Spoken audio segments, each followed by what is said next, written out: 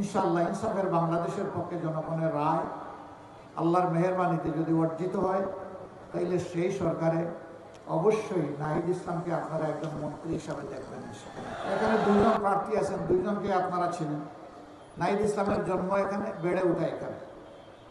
আমি মার কাছে মাসির গল্প শোনাতে চাই না, আমার চাইতে নাহিদকে আপনারা ভালো ছিলেন। কিন্তু এটা বলতে চাই, ইনশাআল্লাহ ইনসাফের বাংলাদেশের পক্ষে জনগণের রায় আল্লাহর মেহেরবানিতে যদি অর্জিত হয়, তাইলে সেই সরকারে অবশ্যই নাহিদ ইসলামকে আপনারা একজন মন্ত্রী হিসাবে দেখবেন। আমরা হাতে হাত ধরে একসাথে কাজ করব, তবে শুধু 11 আসনের জন্য নয়।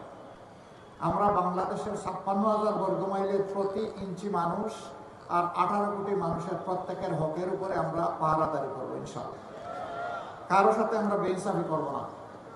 এই এলাকা ঢাকার অন্তর্ভুক্ত, রাজধানীর প্রাণকেন্দ্রে অবস্থিত হওয়া সত্ত্বেও হাজারো সমস্যা জর্জরিত ওই কারণেই যে সমস্যাগুলো সমাধান করতে গিয়ে দেশের টাকা বিদেশে চলে গেছে, কোনটা কানাডা, কোনটা সিঙ্গাপুর, আর গড়ে উঠেছে সুরম্য বেগমপাড়া। আমরা যদি সেই টাকাগুলো ফিরিয়ে আনতে পারি, আর আগামীতে আর কোনো রাজনৈতিক দুর্বৃত্ত যদি দেশের টাকা লুণ্ঠনের সেই দুঃসাহস না দেখায়, বাংলাদেশ হু হু করে সামনের দিকে এগিয়ে যাবে ইনশাআল্লাহ। এই জাতির ভাগ্য বদলের জন্য 5টি বছর আমরা মনে করি যথেষ্ট।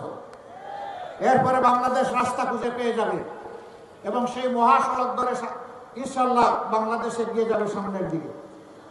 আমরা আপনাদেরকে ওরকম কোনো আশ্বাস দেব না, এখানে যেটা আছে তাই দিব, যেটা নাই ওটা অন্যভাবে বলবো, এগুলো নাই। আমরা কোনো ভুল বল আশ্বাসে নাই। যা বলবো ইনশাআল্লাহ আল্লাহর উপর ভরসা করে সেইটাই করার চেষ্টা করবো, জান প্রাণ দিয়ে। যেভাবে জুলাই এনে দিয়েছে আমাদের সহযোদ্ধারা জান প্রাণ দিয়ে, সেইভাবে আগামীর দায়িত্ব আমরা পালন করবো ইনশাআল্লাহ জান প্রাণ দিয়ে। আসুন, একটা বেইনসাফি মুক্ত, জুলুমবাজ মুক্ত, চাঁদাবাজ মুক্ত, দখলবাজ মুক্ত, মামলাবাজ মুক্ত, আধিপত্যবাদ মুক্ত একটা ন্যায় ইনসাফের মানবিক বাংলাদেশ গড়ার জন্যে আমরা হাতে হাত, কাঁধে কাঁধ মিলিয়ে সামনের দিকে এগিয়ে যাই। আল্লাহ আমাদেরকে তৌফিক দান করুন।